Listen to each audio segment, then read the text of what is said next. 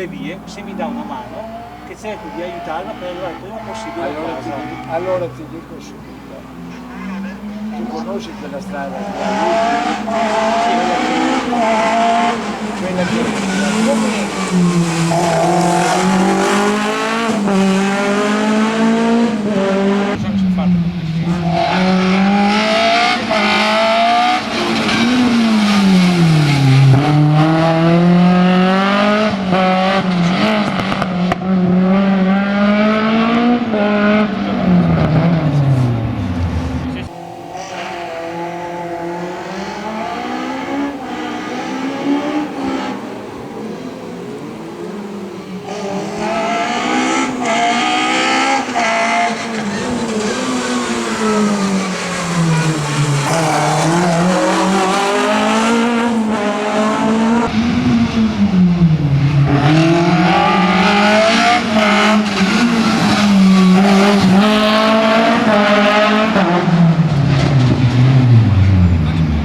categoria A, 1300 preparate, terzo classificato ma è scappato perché categoria A.